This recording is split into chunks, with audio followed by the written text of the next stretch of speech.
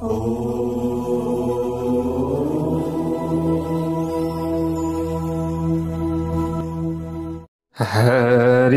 ओम। स्वस्ति श्री गणेशाय नमः। ओम नमो भगवते वासुदेवाय। ओम श्री हरये नमः। कृष्णाय वासुदेवाय हरये परमात्मने प्रणतक्लेशनाशाय गोविन्दाय नमो नमः। नारायणं नमस्कृत्य नरं चैव नरोत्तमं देवीं सरस्वतीं व्यासं ततो जयमुदीरये। तो जय श्री हरि, जय श्री राधे। यतिखेर हजुरहरू श्री अग्नि पुराण कथा श्रवण गर्दै हुनुहुन्छ। प्यारा भक्त भागवतहरू, आज हामी आजको नयाँ भाग 8 मा उपस्थित भएका छौं। जय बोलो एकचोटि भगवान श्री हरि नारायणको जय होस्। अब यहाँ वासुदेव आदि मन्त्र को बारेमा वर्णन गरिएको छ। प्यारा भक्त भागवतहरू, हिजो हामीले चाहिँ यहाँनिर कुण्डको निर्माण विधिका बारेमा जानेका थियौं। अब यहाँ अगाडि बताइएको छ कि वासुदेव आदिको आराधनीय मन्त्रको लक्षण बताइएको छ। प्यारा भक्त भागवतहरू, वासुदेव संकर्षण प्रद्युम्न सानिरुद्धकः नमो भगवते चादौ आम अह सबीजकः। हेर्नुहोस् है, दिव्य मन्त्रहरूको यहाँ वर्णन गरिएको छ। त वासुदेव संकर्षण प्रद्युम्न र अनिरुद्ध यी 4 व्यूह मूर्तिहरूका नामका आदिमा ओम, त्यस पछाडि क्रमशः आ अम अह, यी 4 के आ अम अह, यी 4 बीज, अनि नमो भगवते पद जोड्नु पर्दछ। अन्त्यमा नमः पदलाई पनि जोड्दा राम्रो हुन्छ। यस्तो गर्नाले यिनीहरूका छुट्टा छुट्टै 4 मन्त्र बन्छन्। त्यस पछाडि प्यारा भक्त भागवतहरू, नारायण मन्त्र छ, त्यसको रूप ओम नमो नारायणाय भन्ने हो। ओम तत्सद ब्रह्मणे ओम नमः, यो ब्रह्म मन्त्र हो। यी हामीले शब्दहरूको मात्र स्मरण गर्दा, यसलाई सुन्दा मात्र पनि हाम्रो कल्याण हुन्छ, यसरी बताइएको छ। प्यारा भक्त भागवतहरू, ओम तत्सत ब्रह्मणे ओम नमः, यो ब्रह्म मन्त्र हो। ओम विष्णवे नमः, यो विष्णु मन्त्र हो। ओम क्षोम ओम नमो भगवते नरसिंहाय नमः, यो नरसिंह मन्त्र हो। ओम भूर नमो भगवते वराहाय, यो भगवान वराहको मन्त्र हो। यी सबै नै राजा मन्त्रहरू हुन्, राजमन्त्रहरू, यिनीहरूलाई बताइन्छ। त उपर्युक्त 9 मन्त्रहरूका वासुदेव आदि 9 नायक छन्, तिनीहरू नै उपासकका वल्लभ पनि हुन् भनेर यसै अग्नि पुराणमा बताइएको छ। यिनको अङ्गकान्ति क्रमशः जवा कुसुम जस्तो अरुण, भेषा जस्तो पहेँलो, नीलो हरियो रातो, मेघ जस्तै अनि अग्नि जस्तो र महको जस्तो पिङ्गल छन्। तन्त्रवेत्ता पुरुषहरूका स्वरका बीजको सहायताले हृदय आदि पृथक पृथक अङ्गको कल्पना गर्नुपर्दछ, जसका आदिमा व्यञ्जन अक्षर हुन्छन्। तिनको लक्षण नै भित्रै, यहाँनिर तिनको लक्षण नै के हुन्छ, भिन्नै किसिमको हुन्छ। दीर्घ स्वरको संयोगले उनका रूप भिन्न भिन्न हुन्छन्। उनका अन्त्यमा अङ्गहरूको नाम हुन्छ। ती अङ्गहरूको नामका अन्त्यमा नम आदि पद जोडिएको हुन्छ। अनि यस्तै प्रकारले ह्रस्व स्वरले युक्त बीज भएका अङ्गहरूलाई उपाङ्ग भनेर भनिन्छ। अनि यसरी देवताका नाम सम्बन्धी अक्षरहरूलाई पृथक पृथक गरेर तिनीहरू मध्येबाट प्रत्येकका अन्त्यमा बिन्दु भएका बीजलाई जोडेर त्यसैलाई अङ्गन्यास गर्नु उत्तम हुन्छ भन्ने यसरी भनाइरहेको छ। अथवा नामका आदि अक्षरलाई दीर्घ स्वर अनि ह्रस्व स्वरले युक्त गरेर अङ्ग उपाङ्गको कल्पना गरौँ र तिनैद्वारा न्यास गरौँ। हृदय आदि अङ्गको कल्पनाका लागि व्यञ्जनहरूको यही क्रम रहेको छ।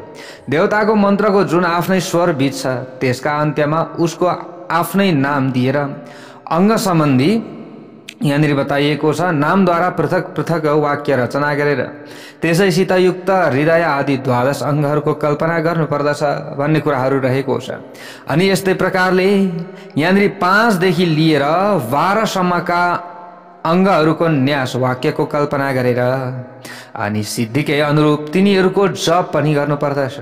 हृदय, शिर, शिखा, कवच, नेत्र र अस्त्र यी 6वटा अङ्ग हुन्। मूल मन्त्रका बीजलाई यी अङ्गहरूमा न्यास गर्नुपर्दछ।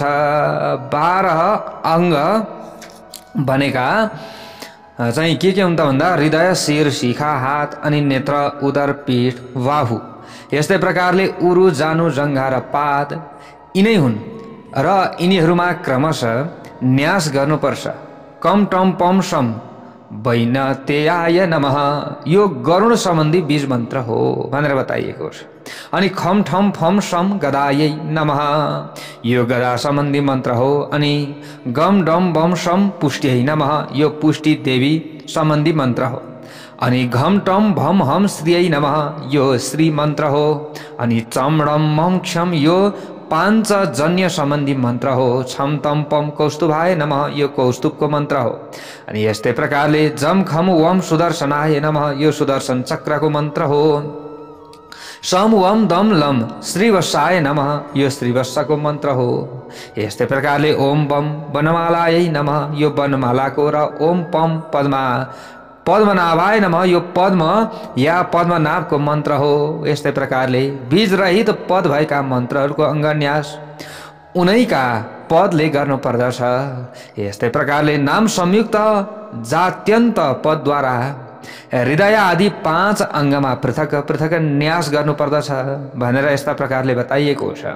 अनि पहिले प्रणवको उच्चारण, त्यस पछाडि हृदय आदि पूर्वोक्त 5 अङ्गहरूको नामको क्रम यही हो। पहिले प्रणव हृदय मन्त्रको उच्चारण गर्नुपर्दछ, त्यस पछाडि पराय शिरसे स्वाहा भनेर मस्तकलाई स्पर्श गर्नुपर्दछ। त्यस पछाडि इष्ट देवताको नाम लिएर शिखामा छुनु पर्दछ, अर्थात् वासुदेवाय शिखायै वसट भनेर शिखालाई स्पर्श गर्नुपर्दछ। यस्ता प्रकारका कुराहरू रहेका छन्। अब त्यस पछाडि आत्मनै कवचाय हुम भन्दै कवचको न्यास गर्नुपर्दछ। अनि देवताको नाम लिएर अर्थात् वासुदेवाय अस्त्राय फट भनी अस्त्र न्यासको क्रिया रहेको छ। यो अस्त्र न्यासको क्रिया पुरा गर्नुपर्दछ। अनि यस्ता प्रकारले आदिमा ओमकार जुन नामात्मक पद छन् तिनका अन्त्यमा नमः पद जोड्नु पर्दछ। अब त्यस नामात्मक पदलाई चतुर्थी विभक्त्यन्त गराएर बोल्नु पर्दछ भनेर यस्ता प्रकारले यहाँनिर बताइएको छ प्यारा भक्त भागवतहरू। अनि अब यस्तै प्रकारले 1 व्यूहदेखि लिएर 26 व्यूहसम्मका लागि यसै समानका मन्त्रहरू रहेका छन् भनेर पनि यहाँनिर यस्ता प्रकारले बताइएको छ। आफ्नै शरीरको टुप्पामा कान्छी औँलादेखि लिएर सबै औँलाका टुप्पामा नै प्रकृतिको पूजा गर्नुपर्दछ।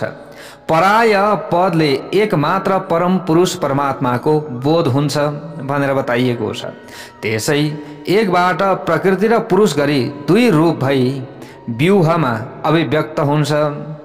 अनि ओम प्रत्यगात्मनि नमः भन्ने यो व्यापक मन्त्र रहेको छ। वसु, अर्क र अग्नि यी त्रिव्यूहात्मक मूर्तिहरू हुन्। ती तीनैमा अग्निको न्यास गरेर हात र सम्पूर्ण शरीरमा व्यापक न्यास गर्नुपर्दछ भन्ने कुराहरू पनि यस्ता प्रकारले यहाँ बताइएको छ। अनि यसै गरी प्यारा भक्त भागवतहरू वायु र अर्कलाई क्रमशः दायाँ र बायाँ दुवै हातका औँलाहरूमा न्यास गर्नुपर्दछ। हृदयमा मूर्तिमान अग्निको चिन्तन पनि गर्नुपर्दछ। त्रिव्यूह चिन्तनको क्रम यही हो भनेर बताइएको छ। अनि चतुर्व्यूहमा 4 वेदको न्यास हुन्छ। अनि यस्तै प्रकारले ऋग्वेदलाई सम्पूर्ण देह र हातमा व्यापक न्यास गर्नुपर्दछ। अनि औँलाहरूमा यजुर्वेदलाई, हत्केलामा अथर्ववेदलाई र हृदय एवं चरणमा शीर्ष स्थानीय सामवेदलाई न्यास गर्नुपर्दछ। अनि पञ्चव्यूहमा भएको आकाशलाई पूर्ववत शरीर र हातमा व्यापक न्यास गर्नुपर्दछ। यस्तै प्रकारले त्यसपछि औँलाहरूमा आकाशलाई पनि न्यास गरेर क्रमशः मस्तक, हृदय, गुह्य र चरण यी अङ्गहरूमा न्यास गर्नुपर्दछ। अनि आकाश, वायु, अग्नि, जल र पृथ्वी यी 5 तत्त्वलाई पञ्चव्यूह भनेर भनिएको छ। पञ्चव्यूह। अब मन, श्रवण, त्वचा अनि नेत्र, रसना र नासिका यी 6 इन्द्रियहरूलाई षड्व्यूहको संज्ञा दिएको छ। अब यस्तै प्रकारले यहाँनिर मनको न्यास व्यापक गरेर शेष 5लाई अङ्गुष्ठ आदिमा का क्रममा जस्तै 5 औँलामा गर्नुपर्दछ, 5वटै औँलामा। अनि शिर, मुख, हृदय, गुह्य र चरण यी 5 अङ्गमा पनि न्यास गर्नुपर्दछ। करणात्मक व्यूहको न्यास भनेर यसैलाई भनिन्छ। यस्तै प्रकारले आदिमूर्ति जीव सर्वत्र व्यापक रहेको छ भनेर बताइएको छ। भूरलोक अनि त्यहाँबाट स्वरलोक, महरलोक, जनलोक, तपलोक, सत्यलोक गरी 7 लोकलाई सप्तव्यूह भनेर भनिएको छ।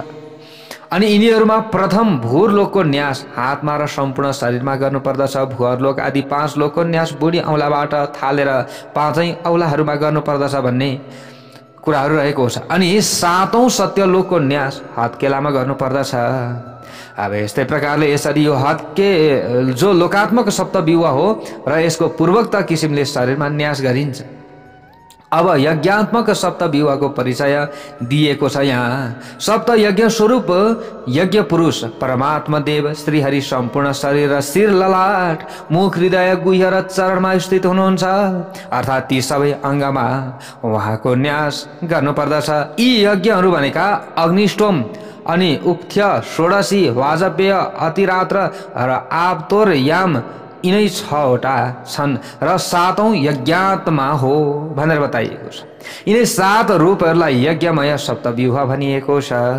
यस्तै प्रकारले बुद्धि, अहङ्कार, मन, शब्द, स्पर्श, रूप, रस र गन्ध यी 8 तत्त्व अष्टव्यूह रूप हुन् भनेर पनि बताइएको छ। अब यिनीहरूमा बुद्धि तत्त्वलाई हातमा र शरीरमा व्यापक रूपमा न्यास गर्नुपर्दछ। अनि त्यस पछाडि उपर्युक्त 8 तत्त्वको न्यास क्रमशः पैताला, मस्तक, ललाट, मुख, हृदय अनि नाभि, गुह्य, देश र गोडा यी 8 अङ्गमा क्रमैले गर्नुपर्दछ। अनि यस्तै प्रकारले यी सबैलाई नै अष्टव्यूहात्मक पुरुष भनेर बताइएको छ। जीव, बुद्धि, अहङ्कार, मन, शब्द, स्पर्श, रूप, रस, गन्ध अनि यस्तै प्रकारले गुण यिनको समुदाय नै नवव्यूह हो। यिनीहरूमध्ये जीवको न्यास दुवै हातमा अनि यस्तै प्रकारले बुढी औँलामा गर्नुपर्दछ र शेष 8 तत्त्वको क्रमशः दाहिने हातको तर्जनीदेखि सुरु गरेर बायाँ हातको तर्जनीसम्म 8 औँलाहरूमा न्यास गर्नुपर्दछ। अनि सम्पूर्ण देह, शरीर, ललाट, मुख, हृदय, नाभि, गुह्य, घोडा र गोडा यी 9 स्थानमा उपर्युक्त 9 तत्त्वको न्यास गरेर इन्द्रको न्यास पूर्ववत व्यापक गर्नुपर्दछ र यसैलाई नै 10 व्यूहात्मक न्यास भनेर बताइएको छ।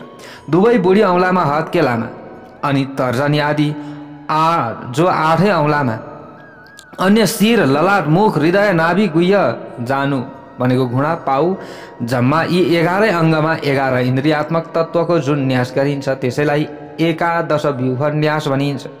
अनि यी 11 तत्त्व यस प्रकार रहेका छन् भनेर यहाँनिर बताइएको छ। के हुन् त भन्दा मन, श्रवण, त्वचा, नेत्र, जिह्वा, नासिका, वाग, हात, गोडा, गुदा र उपस्थ। अब हजुरहरूले यी कुरा पनि बुझिहाल्नुहुन्छ। अनि मनको न्यास व्यापक गर्नुपर्दछ।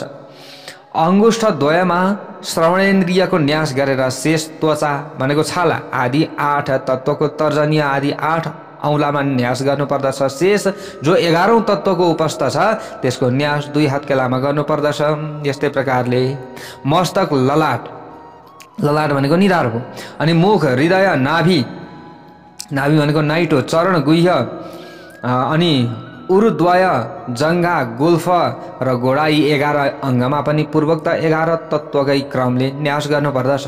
विष्णु, मधुसूदन, त्रिविक्रम, वामन, श्रीधर, ऋषिकेश, पद्मनाभ, दामोदर, केशव, नारायण, माधव र गोविन्द यी 12 व्यूह छन्।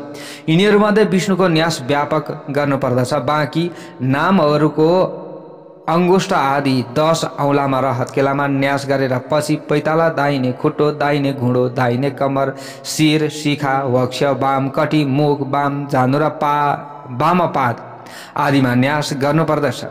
यो 12 व्यूह हो। अब पञ्चविंश एवं षड्विंश विवाहको परिचय यहाँनिर दिएको छ। पुरुष बुद्धि अहंकार मन चित्त शब्द स्पर्श रस रूप गन्ध। यस्तै प्रकारले श्रोत्र त्वचा तेज जीवा नासिका अनि वाक हस्त पाद गुह्य उपस्थ भूमि जल तेज वायु र आकाश यी 25 तत्व छन्। यिनीहरूमध्ये पुरुषको न्यास सर्वाङ्गमा व्यापक गरेर यस्तै प्रकारले 10 वटालाई अंगुष्ठ आदिमा न्यास गर्नुपर्दछ। बाँकीलाई करतल शिर ललाट मुख हृदय नाभि गुह्य उरु जानु अनि पाद अनि उपस्थ हृदय अनि मूर्धामा क्रमशः न्यास गर्नुपर्दछ। यिनीहरूमा सर्वप्रथम जो परम पुरुष परमात्मालाई सम्मिलित गरेर पूर्ववत रूपको व्यापक न्यास गरियो भने षड्विंश न्यास पनि सम्पन्न हुन्छ भनेर बताइएको छ। विद्वान पुरुषहरूले अष्टदल कमल चक्रमा प्रकृतिको चिन्तन गरेर त्यसको पूजन गर्नुपर्दछ। अनि त्यस कमलका पूर्व दक्षिण पश्चिम र उत्तर दलमा हृदय आदि 4 अङ्गको न्यास गर्नुपर्दछ। अनि अग्निकोण आदिका दलमा अस्त्र वैनतेय आदिलाई पूर्ववत स्थापित गर्नुपर्दछ। यसै गरी पूर्व आदि दिशाहरूमा इन्द्र आदि दिक्पालहरूको चिन्तन गर्नुपर्दछ। यी सबैको ध्यान पूजनको विधि एकै हो भनेर बताइएको छ। अनि त्रिव्यूहमा अग्निको स्थान मध्यमा हुन्छ भनेर बताइएको छ। अनि पूर्व आदि दिशाहरूमा दलमा जसको आवास हुन्छ ती देवताहरूसित कमलको कर्णिकामा नाभस अनि मानस विराजमान हुन्छन्। साधकले सम्पूर्ण मनोरथको सिद्धिका लागि र राज्यमाथि विजय प्राप्तका लागि विश्वरूपको यजन गर्नुपर्दछ। सम्पूर्ण व्यूह हृदय आदि 5 अङ्ग गरुण आदि इन्द्र आदि दिक्पालका साथै 19 श्रीहरिका पूजाको विधान रहेको छ। यस्तो गर्ने उपासकले सम्पूर्ण कामना प्राप्त गर्न सक्दछ। अन्त्यमा विश्वक्सेनको नामका मन्त्रले पूजा गर्नुपर्दछ। नामका साथै अनि रोम बीज लगाउनु पर्दछ। अर्थात् रोम विश्वक्सेनाय नमः भनेर पूजा गर्नुपर्दछ। यसको मतलब के भन्नु पर्यो? रोम विश्वक्सेनाय नमः भनेर यसरी नारायणको पूजा गर्न सकिन्छ। अब पूजनोपचार अर्पित गर्नुपर्दछ जे छ, जस्तै पञ्चोपचार भयो, षोडशोपचार भयो, यिनीहरूले हामीले पूजा गर्न सक्दछौँ। अब यो भयो पूजनको लक्षण र नामको कुराको वर्णन भयो। अब यहाँ मुद्राको लक्षणको बारेमा बताइएको छ। अगाडि गएर दीक्षा विधिका बारेमा पनि बताइएको छ प्यारभक्त भागवतहरू। अब यहाँ बताइयो मुद्राणाम लक्षणम बक्षे सान्निध्यादि प्रकारकम अञ्जलि प्रथमा मुद्रा बन्धनी हृदयानुगा। हे मुनिहरू हो भन्नुहुन्छ यहाँ ऋषि। अब म मुद्राको लक्षणका बारेमा बताउँछु। सान्निध्य आदि मुद्राका अनेकौं प्रकारका भेद छन्। पहिलो मुद्रा अञ्जलि हो। अञ्जलि जोडेर हामी बस्छौँ यसरी अञ्जलि बाँधेर हैन। अनि दोस्रो हो बन्दनीय हो। तेस्रो हृदयानुगा हो। बायाँ हातमा मुठीले दाहिने हातको बुढी औँलो, जो बायाँ हातको मुठीले चाहिँ दाहिने हातको बुढी औँलो अनि बाँध्यो र बायाँ हातका बुढी औँलाले माथि उचाली राख्नु पर्दछ। सारांश यो हो कि बायाँ र दाहिने दुवै हातका बुढी औँला माथितिर उठिरहनु पर्दछ। यसको मतलब माथि उठ्नु पर्यो। यो नै हृदयानुगा मुद्रा हो। अनि व्यवहारचनमा यी 3 मुद्राहरू साधारण हुन्। अब अगाडि यी असाधारण मुद्रा बारे पनि बताइएको छ। दुवै हातमा बुढी औँलादेखि कान्छी औँलासम्मको 3 औँलाहरूलाई झुकाएर कनिष्ठ आदिलाई मुक्त गर्नाले 8 मुद्रा हुन्छन्। अ क च ट त प य स यी जो 8 आफ्ना वर्गका पूर्व बीज हुन्, यिनीलाई सूचित गर्ने उक्त 8 मुद्राहरू हुन् भन्ने निश्चय गर्नुपर्दछ। त्यसपछि 5 औँलाहरूलाई माथि पारेर हातलाई सम्मुख गराउँदा जुन 9औं मुद्रा हुन्छ नि, त्यो 9औं बीज क्षमका लागि हो। दाहिने हातमाथि बायाँ हातलाई उत्तानो पारेर त्यसलाई बिस्तारैसित तलतिर झुकाउनु पर्दछ। यसलाई वराहको मुद्रा मानिएको छ।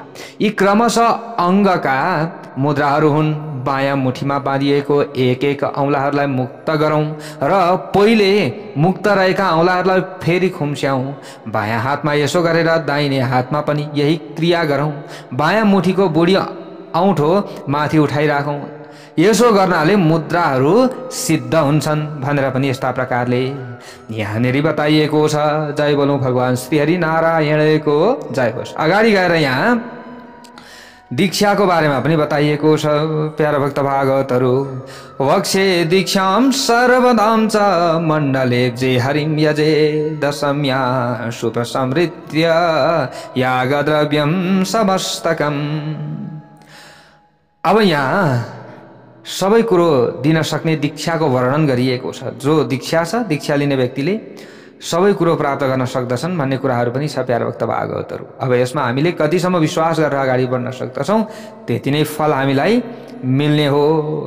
विश्वास हो फलदायक भन्छ नि शास्त्रले। यदि विश्वास गरियो भने फल पाइयो, विश्वासै गरिएन भने पाइएन।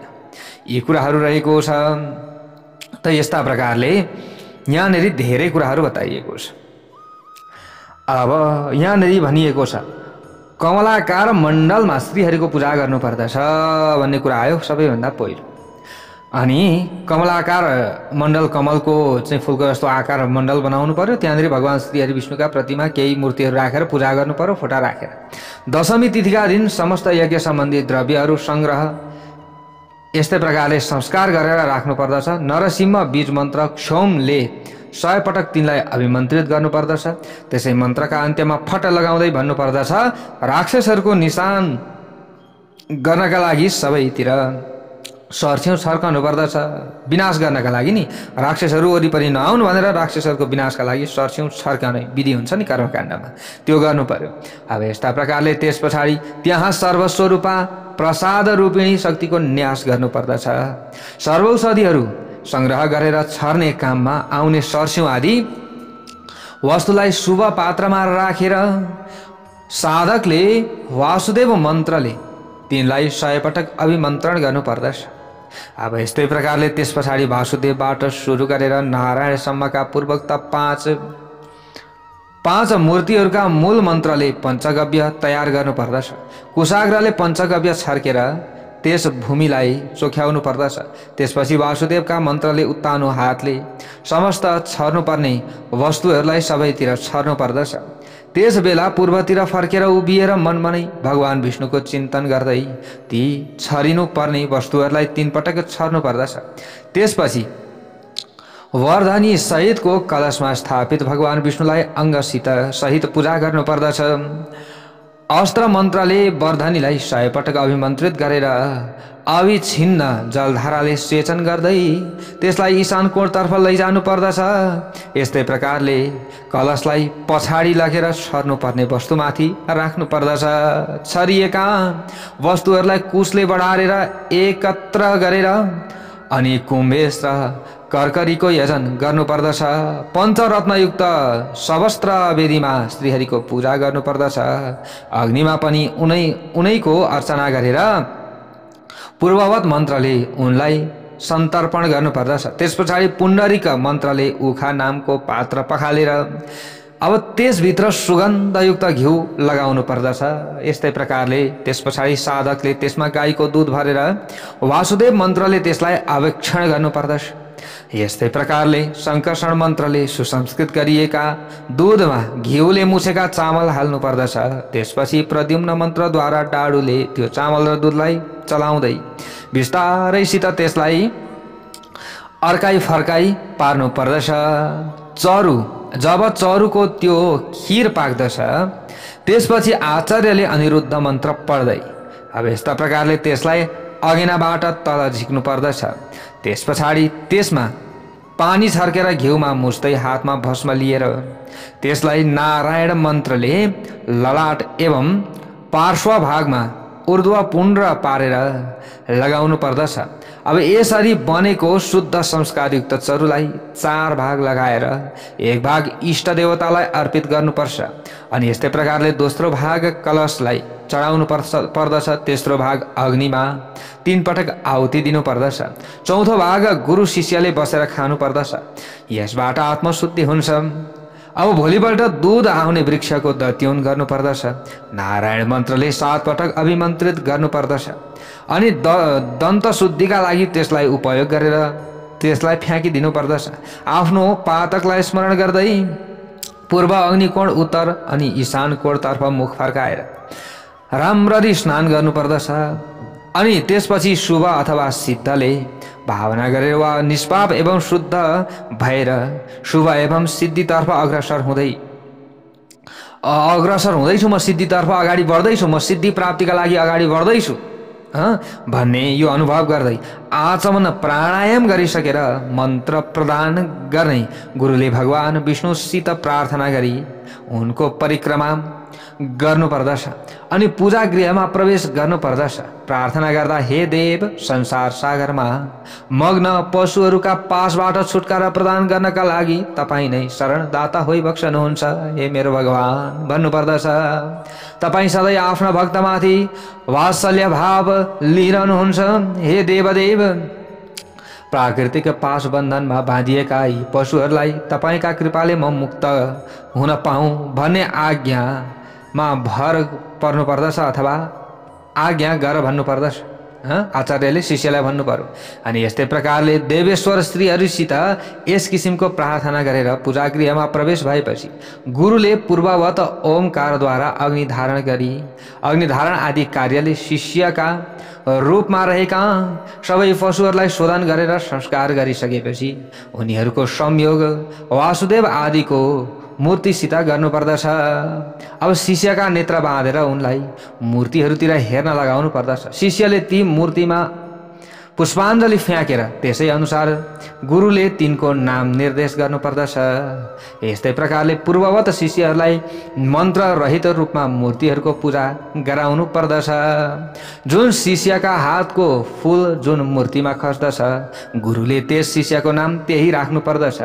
यी कुराहरू रहेका छन्। अनि कुमारी कन्याका हातले काटेको बाती रङको धागो लिएर अनि त्यसलाई 6 दोब्बर गराई बाटेको हुनु पर्दछ। त्यस 6 दोब्बरी धागाको लम्बाइ खुट्टाको बुढी औँठोदेखि लिएर शिखासम्मको हुनुपर्दछ, भनेको शिरको शिखासम्म। त्यसपछि त्यसलाई पनि 3 दोब्बर पारेर दोब्र्याउनु। त्यस 3 गुणा धागामा प्रक्रियाका भेदले उनै प्रकृति देवीको चिन्तन गर्नुपर्दछ, जसमा सम्पूर्ण विश्वको लय हुन्छ, जसबाट समस्त जगतको प्रादुर्भाव हुन्छ। त्यस सूत्रमा प्राकृतिक पासकै तत्त्वको संख्या अनुसारले नै ग्रन्थीहरू बनाउनु पर्दछ। अर्थात् 24 गाँठा बनाएर त्यसलाई प्राकृतिक पास मान्नु पर्दछ। त्यस पछाडि उक्त ग्रन्थी भएका धागालाई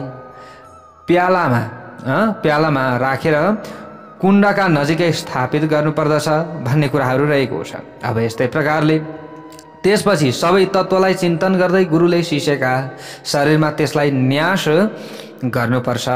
तत्त्वको यो न्यास सृष्टि क्रमकै अनुसार प्रकृतिबाट लिएर पृथ्वी पर्यन्त हुनुपर्दछ। 3, 5, 10 अथवा 12 जतिसुकै सूत्रभेद सम्भव हुन्छ। जति हुन्छ त्यति ती सबै सूत्रभेदकै अनुसारले बाटेका धागालाई ग्रन्थी बनाउनु पर्दछ।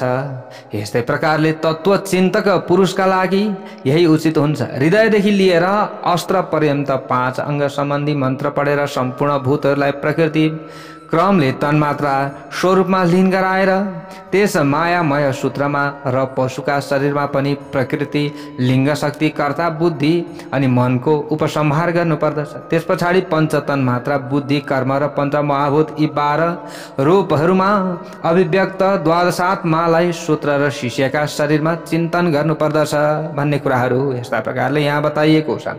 अब त्यस पछाडि इच्छा अनुसार हेर्नुहोस् प्यारा भक्त भागवतहरू, त इच्छा अनुसार सृष्टिलाई सम्पाद विधिले हवन गरेर अनि सृष्टिकै क्रम अनुसार एकका लागि 100 का दरले आहुति दिँदै पूर्णाहुति गर्नुपर्दछ। प्यालामा राखिएको ग्रन्थी सहितको सूत्रलाई माथिबाट छोपेर त्यो कुम्भेशलाई अर्पित गर्नुपर्दछ। त्यसपछि यथोचित रीतिले अधिवासन गरेर भक्त शिष्यलाई दीक्षा दिनुपर्दछ। करनी, कैँची, धुलो अनि बालुवा, खडिया माटो र अन्य उपयोगी वस्तुहरू पनि जम्मा पारेर सबैलाई बायाँ भागमा राख्नुपर्दछ। त्यस पछाडि मूल मन्त्रले तिनलाई स्पर्श गरेर अधिवासित गर्नुपर्दछ। त्यस पछाडि स्त्रीहरूलाई स्मरण गर्दै नमो भूतेभ्यः भनेर कुशमाथि भूतहरूका लागि बलि दिनुपर्दछ। अब यस्ता प्रकारले त्यस पछाडि चँदुवा कलश र लड्डुहरूले मण्डपलाई सजाएर मण्डपभित्रपट्टि भगवान विष्णुको पूजा गर्नुपर्दछ। त्यस पछाडि अग्निलाई घिउले तृप्त गरेर शिष्यहरूलाई नजिक बोलाइ बद्ध पद्मासनमा बसाउनु अनि दीक्षा दिनुपर्दछ। पालै पालो ती सबैलाई प्रोक्षण गरेर विष्णु हस्तले उनीहरूको मस्तक छुनु पर्दछ। प्रकृतिदेखि विकृतिसम्म अधिभूत र आदि दैवत सहित सम्पूर्ण सृष्टिलाई नै आध्यात्मिक गराएर अर्थात् आफ्नै आत्मामा स्थित रहेको मानेर हृदयमा नै क्रमशः त्यसलाई संहार गर्नुपर्दछ। यसो गर्दा तन्मात्र स्वरूप भएको सबै सृष्टि नै जीव जस्तै हुन्छ। त्यस पछाडि कुम्भेश्वरसित प्रार्थना गर्दै गुरुले पूर्वोक्त सूत्रलाई संस्कार गरिसकेर अब अग्निका छेउमा त्यसलाई अग्निको छेउमा आउनु पर्यो र त्यसलाई आफ्नै छेउमा राख्नु पर्दछ। अब त्यस पछाडि मूल मन्त्रले सृष्टिका अधीश्वरका लागि 100 आहुति दिनुपर्दछ। पहिले हवन गर्नु पर्यो, 100 आहुति दिनु पर्यो। त्यस पछाडि उदासीन भावले स्थित सृष्टिलाई पूर्णाहुति अर्पित गरेर गुरुले सेतो बालुवा हातमा लिँदै त्यसलाई मूल मन्त्रले 100 पटक अभिमन्त्रित गर्नु भनेर बताइएको छ। त्यस पछाडि त्यसैले शिष्यका हृदयमा हिर्काउनु पर्दछ।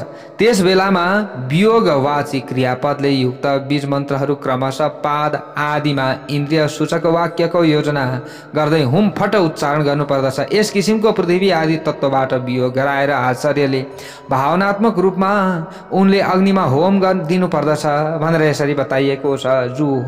जुहु यात ततः भने विश्लिष्य जु यात ततः भनिएको छ। यसरी होम दिनुपर्दछ। यस किसिमले कार्य तत्त्वलाई कारण तत्त्वमा होम अथवा लय गर्दै क्रमशः अखिल तत्त्वको आश्रय भूत श्रीहरिमा सबैलाई लय गराउनु पर्दछ। विद्वान पुरुषले यसै क्रमले सबै तत्त्वलाई श्रीहरिसम्म पुर्याएर ती सबै तत्त्वको अधिष्ठान भएको सम्झनु पर्दछ। त्यस रीतिले ताडना गरी भूत इन्द्रियबाट वियोग गराएर शुद्ध भएका शिष्यलाई अपनाउनु पर्दछ र प्रकृतिसित उसको समता सम्पादन गरेर पूर्वोक्त अग्निमा उसको त्यो प्राकृत भाव पनि हवन गर्नुपर्दछ। त्यस पछाडि गर्भधान जातकर्म भोग र लयको अनुष्ठान गरेर तिथि कर्मका निम्ति त्यहाँ 8 पटक शुद्धिका निमित्त होम गर्नुपर्दछ। त्यस पछाडि आचार्यले पूर्णाहुतिद्वारा शुद्ध तत्त्वलाई उद्धार गर्दै अव्याकृत प्रकृति पर्यन्त सम्पूर्ण जगतलाई नै क्रम अनुसार परम तत्त्वमा लय गरिदिनु पर्दछ। त्यस परम तत्त्वलाई पनि ज्ञानयोगले परमात्मामा विलिन गरेर बन्धन मुक्त भएका जीवलाई अविनाशी परमात्मा पदमा प्रतिष्ठित गर्नुपर्दछ। त्यस पछाडि विद्वान पुरुषले शिष्य शुद्ध बुद्ध परमानन्द सन्देहमा निमग्न एवं कृतकृत्य भइरहेको छ भन्ने अनुभव गर्नुपर्दछ। यस किसिमको चिन्तन गरिसकेपछि गुरुले पूर्णाहुति दिनुपर्दछ। यस किसिमले दीक्षा कर्मको समाप्ति हुने गर्दछ। अब यहाँ बताइएको छ ती प्रयोग सम्बन्धी मन्त्रको वर्णन गरिएको छ जसबाट दीक्षा होम र लय सम्पादित हुने गर्दछ। ओम यम भूतानि बियुङ छुवा होम फट भन्ने मन्त्रले ताडन गर्नुपर्ने विधान छ। यसैबाट भूतहरूसित वियोजन हुन्छ।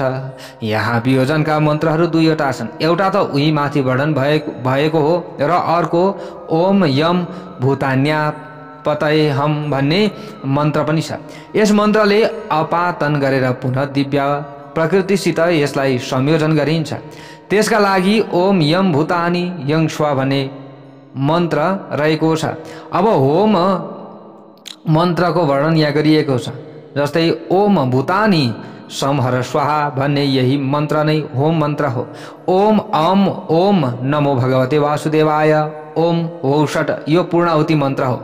अनि पूर्णाहुति पछिको तत्त्वमा शिष्यलाई संयुक्त गर्नुपर्दछ। विद्वान पुरुषले यसै किसिमले सबै तत्त्वहरूको शोधन क्रमशः गर्नुपर्दछ। तत्त्वका आफ्ना बीचमा नमः पद जोडेर ताडनादि तत्त्व शुद्धि सम्पादन गर्नुपर्छ।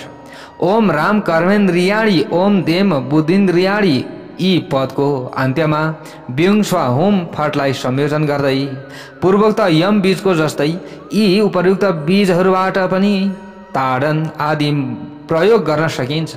ओम सुम गन्ध तन्मात्रे बिम्बम युङ स्वा होम फट ओम सम पाहि हाम ओम सोम सम युङ स्वा प्रकृत्या ओम जम होम गन्ध तन्मात्रे सम हरह स्वाहा यी क्रमशः संयोजन र होमका मन्त्र हुन्। त्यसपछि पूर्णाहुतिको विधान छ। यसै किसिमले उत्तरवर्ती कर्महरूमा पनि प्रयोग गरिन्छ। ओम राम रस तन्मात्रे ओम तेम रूप तन्मात्रे ओम बम स्पर्श तन्मात्रे ओम यम शब्द तन्मात्रे ओम मम नमः ओम सोम यहाँनिर अहंकारे ओम नम बुद्धौ ओम ओम ओम प्रकृतौ। दीक्षा योग एक व्यूहात्मक मूर्तिका लागि संक्षेपमा यही बताइएको छ। अब नवव्यूहाधीन मूर्तिहरूका विषयमा पनि त्यस्तै प्रयोग भएको छ। मानिसले प्रकृतिलाई दग्ध गरेर त्यसलाई निर्वाण स्वरूप परमात्मामा लीन गर्नुपर्दछ। हजुरहरूले यो सुन्नुभयो, सुन्दा सुन्दै त केही बुझिएको छैन, तर हामीले यसलाई बारम्बार पढियो, बारम्बार सुनियो भने पक्कै पनि हामीले बुझ्नेछौँ। अब हेर्नुहोस् प्यारा भक्त भागवतहरू, त्यस पछाडि भूतहरूको शुद्धि गरेर कर्मेन्द्रियहरूको शोधन गर्नुपर्दछ। त्यसपछि ज्ञानेन्द्रियहरूको तन्मात्राहरूको, यस्तै प्रकारले मन बुद्धि एवं अहङ्कारको, अनि यस्तै प्रकारले लिङ्गात्माको शोधन गरिएर सबैका अन्त्यमा पुनः प्रकृतिकै शुद्धि गर्नुपर्दछ।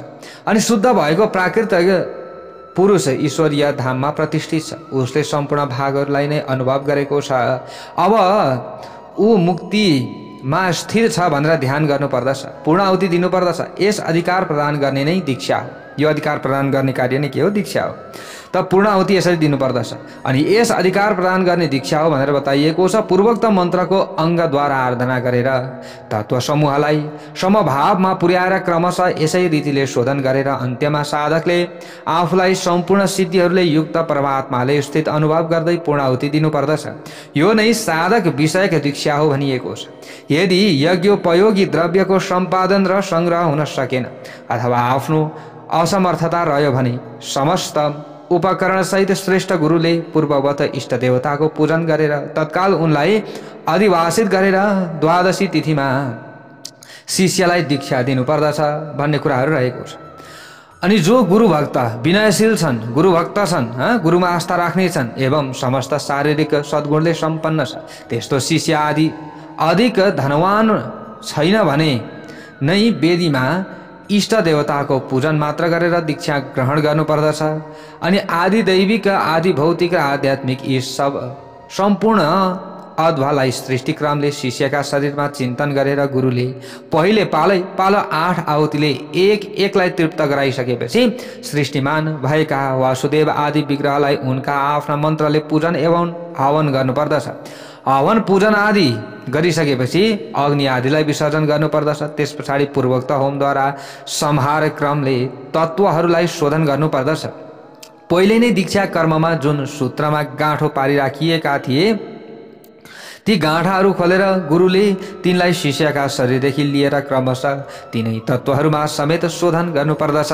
प्राकृतिक अग्नि एवं आदिदैविक विष्णुमा अशुद्ध मिश्रित शुद्ध तत्त्वलाई 3 अब यसरी शुद्ध तत्त्वहरू रहेको छ। शुद्ध तत्त्वलाई चाहिँ लीन गराएर पूर्णाहुतिले शिष्यलाई त्यस तत्त्वमा संयुक्त गर्नुपर्दछ। यस किसिमले शिष्यले प्रकृति भाव प्राप्त गर्दछ। त्यसपछि गुरुले उसका प्राकृतिक गुणहरूलाई भावनाद्वारा दग्ध गरेर अब यस्तै प्रकारले उसलाई 3बाट छुटकारा गराउनु पर्दछ। पहिले यसो गरेर उनले शिशु स्वरूप ती शिष्यहरूलाई अधिकारमा नियुक्त गर्नुपर्दछ। त्यस पछाडि भावमा स्थित भएका आचार्यले भक्तिभावले शरणमा आएका यति अनि निर्धन शिष्यलाई शक्ति नामको अर्को दीक्षा दिनुपर्दछ। वेदीमा भगवान विष्णुको अब पूजा गरेर पुत्र वा शिष्य विशेषलाई आफ्ना नजिक बसाउनु पर्दछ। अनि त्यस पछाडि शिष्यले देवताका सम्मुख तिर्यक दिशातिर फर्किएर आफै बस्नु पर्दछ। गुरुले शिष्यका शरीरमा आफ्नै पर्वले कल्पित सम्पूर्ण अध्वाहरूको ध्यान गरेर आदि दैविक यजन गर्नका लागि प्रेरित गराउने इष्ट देवतालाई पनि ध्यान योगले चिन्तन गर्नुपर्दछ। त्यस पछाडि पूर्ववत ताडन आदिद्वारा क्रमशः सम्पूर्ण तत्त्वहरूलाई वेदिगत श्रीहरिमा शोधन गर्नुपर्दछ। ताडनद्वारा तत्त्वहरूलाई विनियोजन गरेर तिनलाई आत्मामा ग्रहण गर्नुपर्दछ र पुनः इष्ट देवताका साथमा तिनलाई संयोजन एवं शोधन गरेर स्वभावतः ग्रहण गरिसकेपछि ल्याएर क्रमशः शुद्ध तत्त्वका साथमा संयुक्त गर्नुपर्दछ। सर्वत्र ध्यान योग एवं उत्तान मुद्राद्वारा शोधन गर्नुपर्दछ। सम्पूर्ण तत्त्वको शुद्धि भएपछि जब प्रधान परमेश्वर स्थित रहनुहुन्छ त्यस बेलामा पूर्वोक्त रीतिले प्रकृतिलाई दग्ध गरेर शुद्ध भएका शिष्यलाई परमेश्वर पदमा प्रतिष्ठित गराउनु पर्दछ। श्रेष्ठ पुरुषले साधकलाई यसरी नै सिद्धिका मार्गमा लिएर जानुपर्दछ। अधिकारमा आरूढ भएका गृहस्थले पनि यसै किसिमले आलस्य छोडेर समस्त कर्मको अनुष्ठान गर्नुपर्दछ भन्ने कुराहरू बताइएको छ। जबसम्म राग र आसक्ति सर्वथा नाश हुँदैन त्यस बेलासम्म आत्मशुद्धि सम्पादन गरिरहनु पर्दछ। राग र आसक्ति हट्नु पर्यो। ल हेर्नुहोस् यस्तो राम्रो कुराहरू छ। त्यस बेलासम्म आत्मशुद्धि सम्पादन गर्नुपर्छ। मेरा हृदयको राग सर्वदा क्षीण भइसक्यो भन्ने जब अनुभव हुन्छ नि त्यस पछाडि मात्रै पापबाट मुक्त रहेको संयमशील पुरुषले आफ्ना पुत्र या शिष्यलाई अधिकारहरू जिम्मा लगाएर मायामय पासलाई दग्ध गर्दै सन्यास लिनुपर्दछ र आत्मनिष्ठ हुँदै देहपातको प्रतीक्षा गरिरहनु पर्दछ। आफ्ना सिद्धि सम्बन्धी कुनै पनि चिन्ह अर्कामाथि व्यक्त हुन दिनु हुँदैन। सिद्धि सम्बन्धी चिन्ह छ त्यो चिन्ह अरूमाथि व्यक्त हुन दिनु हुँदैन भन्ने कुराहरू यहाँनिर यस्ता प्रकारले वर्णन गरिएको छ। अगाडि गएर आचार्यको अभिषेकको विधि छ। अभिषेकम प्रवक्ष्यामि यथा कुर्यात् पुत्रकः सिद्धि वाक साधकोन रागी रोगाद् विमुच्यते भनिएको छ। आचार्यको अभिषेकका विषयमा वर्णन गर्दै यहाँ भनिएको छ यसलाई पुत्रले वा चाहिँ पुत्रकै समान श्रद्धालु शिष्यले नै सम्पन्न गर्न सक्दछ। यो आचार्यको सम्मान गर्ने हैन, आचार्यको अभिषेक गुरुको अभिषेक गर्ने। यस अभिषेकले साधक सिद्धिको भागी हुन्छ र रोगी पनि रोगबाट मुक्त हुन्छ भनेर बताइएको छ। राजालाई राज्य, स्त्रीलाई पुत्र प्राप्त हुन्छ यस किसिमको कार्यबाट।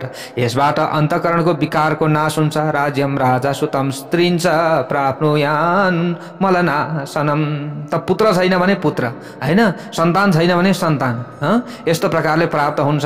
त यो विधि रहेको छ। आचार्यको सम्मान, गुरुको सम्मान गर्न सक्नु पर्यो। त यसो गरियो भने यस्ता प्रकारका फलहरू हामीलाई मिल्दछ भनेर अग्नि पुराणमा बताइयो है प्यारे भक्त भागवतहरू। अब माटाका धेरै घडाहरू अब यहाँनिर बताइयो।